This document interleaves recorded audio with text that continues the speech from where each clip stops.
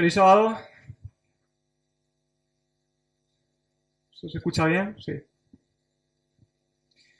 Qué alegría ver la iglesia llena de personas que vienen a adorar a Dios, de personas que nos reunimos con la fe en que Dios algún día vendrá por nosotros, ¿verdad?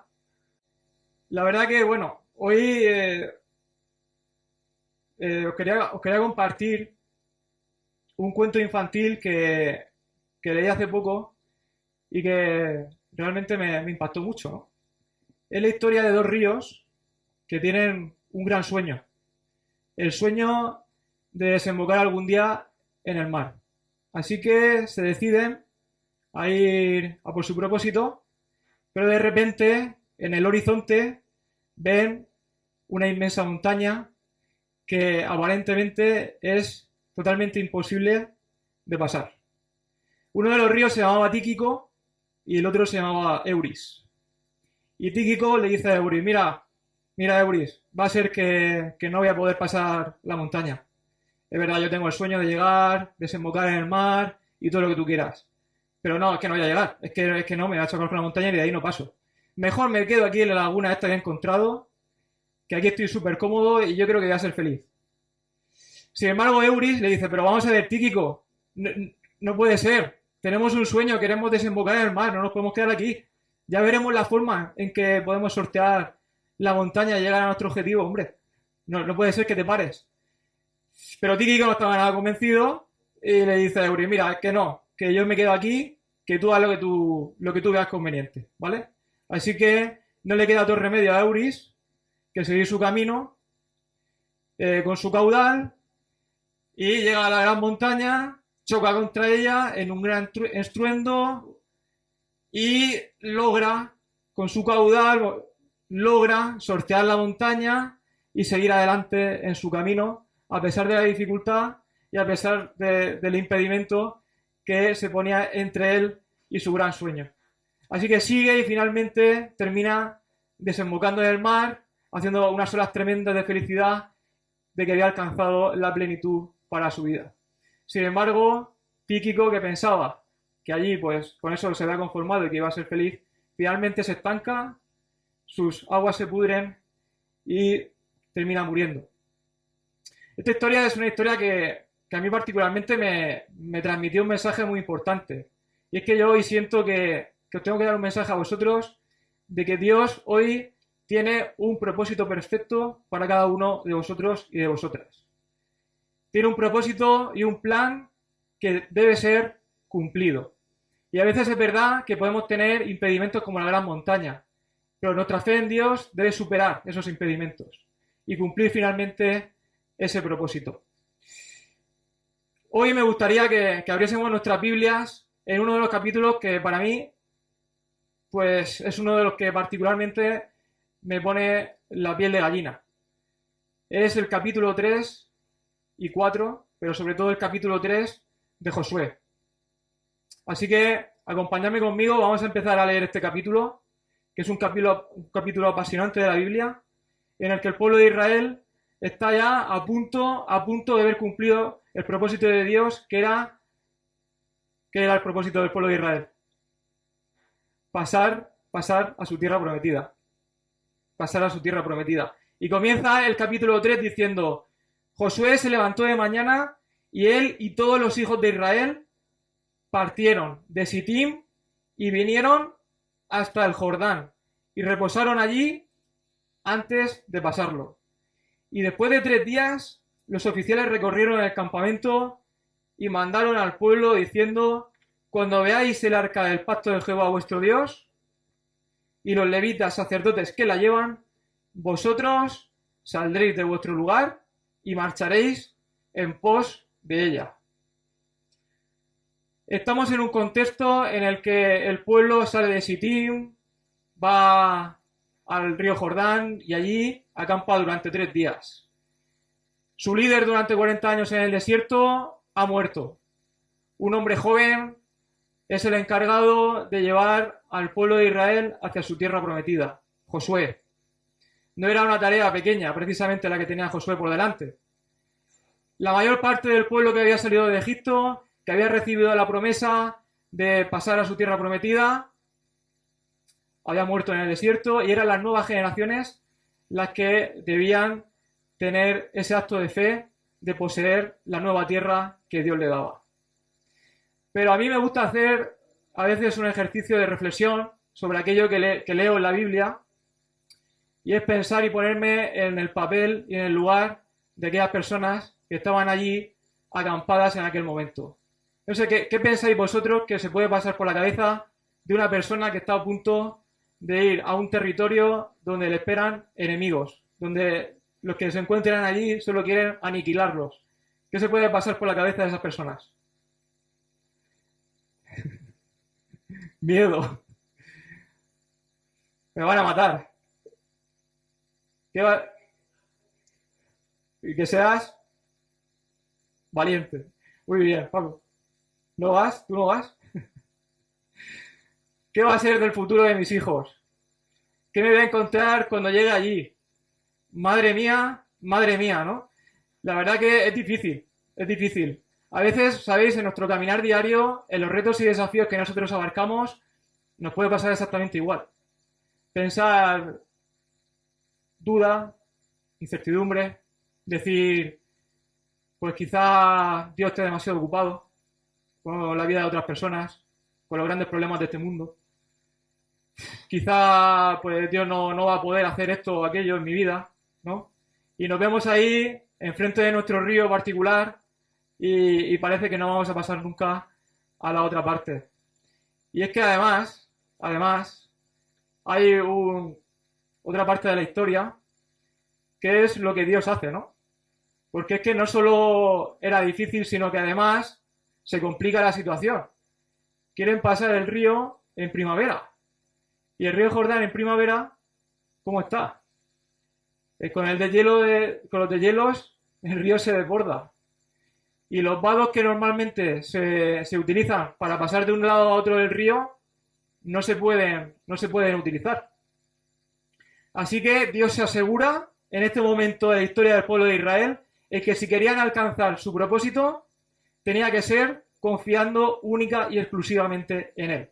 Es decir, necesitaban un milagro. A veces, pues, los planes que tiene nuestro entrenador celestial pues son incomprensibles para nuestra razón. Necesitaban un camino diferente y no transitado, un camino que no conocían. Mariano decía en la escuela sabática, habrán salido de su zona de confort. Efectivamente, lo que les obligó al pueblo de Israel era salir de su zona de comodidad. A veces es necesario salir de nuestra zona de comodidad para poder aprender y para poder crecer. La verdad es que no tenemos ningún motivo los cristianos, a pesar de las dificultades, de dudar de Dios. Tenemos un libro lleno, desde el principio hasta el final, de promesas para nosotros. Los personajes bíblicos están aquí, pero ya murieron. Los mensajes que están en la Biblia son para ti y para mí, que somos los que estamos aquí hoy vivos. Son para nosotros. Están llenos de poderosas promesas. Muchas se han cumplido ya y otras se van a cumplir. Debemos tenerlo por seguro.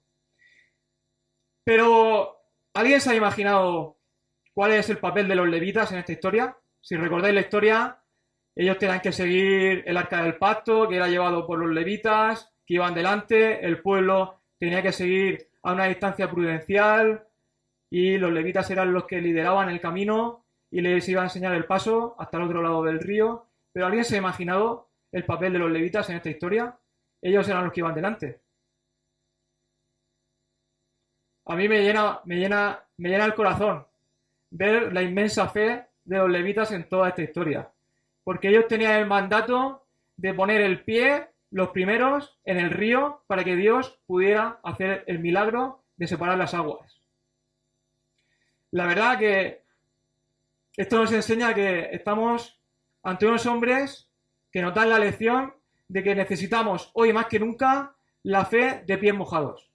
La fe de pies mojados es la que nosotros mismos damos el primer paso. El primer paso confiando plenamente en que Dios va a hacer su parte. Y esa es la inmensa historia que me llevo y que quiero que hoy transmitir a vosotros de los levitas. la verdad que debemos confiar en que Dios lo va a hacer. Los oficiales llaman al pueblo y les dicen que cuando vean el arca, que sigan a los levitas y ellos le llevarán al territorio que Dios le ha prometido. Pero hermanos y hermanas, esto no termina aquí. ¿Hay dificultades en el camino, sí o no? ¿Se nos libera de las dificultades? Necesitamos, como dice el versículo 5, Josué dijo al pueblo, santificaos, porque Jehová hará mañana maravillas entre vosotros. La diferencia muchas veces está en cómo nosotros afrontamos la adversidad. La santificación es necesaria para nosotros hoy día. Es ese progreso personal. Es el no mirar atrás, es dejar nuestro pasado atrás. Es el mirar en lo que Dios tiene pensado para nosotros en el futuro. Y es adaptar o aceptar a Jesús como nuestro Salvador personal y además aprender de Él y, digamos, hacer nuestro carácter cada vez más parecido al suyo. Nos dice en el versículo 10, en esto conoceréis que el Dios viviente está en medio de vosotros y que Él echará delante de vosotros al cananeo, al eteo, al heveo, al fereceo, al gergeseo, al amorreo y al jebuseo. Hasta siete pueblos de enemigos esperando en la otra parte del río. Un montón de eos esperando a derribar los muros de ese pueblo, de la fe de ese pueblo. Sin embargo, hay un concepto que me gustaría resaltar en este tema, y es el concepto de resiliencia. El cristiano como persona resiliente, como persona capaz de superar las adversidades. El objeto que usamos mucho en la docencia para reflejar lo que es la resiliencia es una esponja. La esponja que es capaz de que por muchos golpes que se le den, que se le truje, que se le mueva, al final vuelve a su estado original. Y hay un elemento de la naturaleza que me parece extraordinario. Me parece extraordinario porque para mí refleja muy bien lo que es la resiliencia. Son las palmeras. No sé si a alguien le gusta aquí las palmeras. La verdad que muy cerca de donde yo vivo hay un palmeral, no sé si vosotros lo conocéis, se llama el Palmeral de Zaraiche. Bueno, es un rincón y un paraje natural muy, muy bonito, hermoso, la verdad. Que a mí me gusta mucho visitar, pues en momentos me da mucha paz y allí pues hago meditaciones o pienso, simplemente reflexiono, ¿no? Pero siempre me llamaba la atención un aspecto de ese palmeral y es que todas las palmeras tienen su tronco negro, ennegrecido, es decir, totalmente calcinado. Y siempre me preguntaba, ¿cómo puede ser que este palmeral es tan bonito y sin embargo tiene todos los troncos negros, ¿no? Un día que pasaba por un momento difícil, decidí ir a ese palmeral y sentarme en uno de los bancos que habitualmente me siento, ¿no? Allí con mi libro, con mis reflexiones, y de repente veo una comitiva que entra por digamos, la entrada del camino, ¿no? Por el camino central, ¿no? Y se sitúa, no sé, 4, 5, 6 personas, 7, y se ponen en un corro en 2 o 3 metros al lado mío, ¿no? Y yo, como buen cotilla que soy, pues dije, pues voy a hacer como que leo, pero tengo un oído, lo tengo puesto en lo que están hablando, a ver qué dicen, ¿no? Porque me llama mucho la atención. Y resultó ser un guía y unos turistas, ¿no? Que fueron ahí a visitar el parque y estaba ahí el guía explicando, pues sí, porque el parque tiene estas características y tal y cual. Y de repente se pone a contarle la historia del parque. En 2008, o de la historia de por qué los troncos estaban ennegrecidos. Resulta que en 2008 hubo un gran incendio en ese parque que puso en riesgo el hogar de muchas aves, porque ese lugar es hogar de muchas aves, y además también puso en peligro a la población que había alrededor, ¿no? Pero exitosamente pudieron apagarlo. Lo que pasa que, bueno, hoy, pues cuando paseamos por allí, yo os invito un día a que vayamos por allá a pasear, veréis que los troncos están totalmente carbonizados, pero las palmeras están en pie.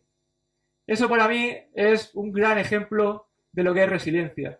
Y no solo es que sea un árbol que supere o sea capaz de superar incendios, es que supera terremotos, supera huracanes, tifones y todo lo que se le ponga por en medio.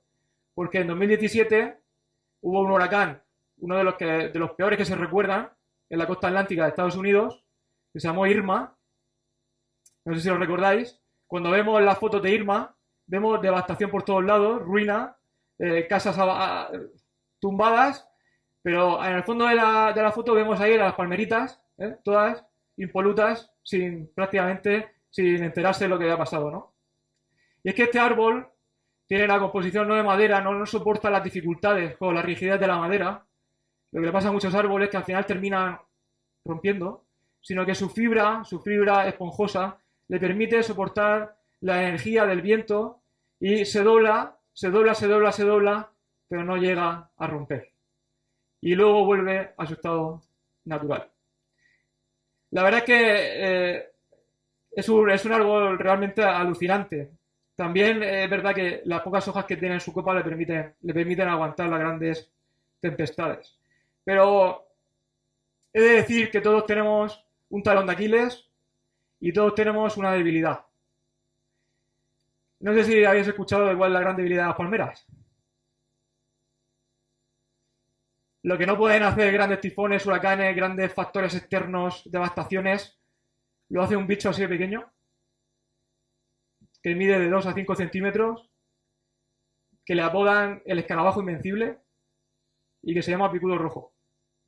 Ese escarabajo invencible es capaz de cargarse en España miles de palmeras cada año mueren por ese escarabajo rojo. En 1994 el turismo en España avanzó mucho y en muchas ciudades pues se consideró que la palmera era un elemento ornamental que llamaba mucho la atención de los visitantes. Así que dijeron, pues no tenemos suficiente, vamos a traernos de Egipto unas cuantas y llenamos la ciudad de palmeras.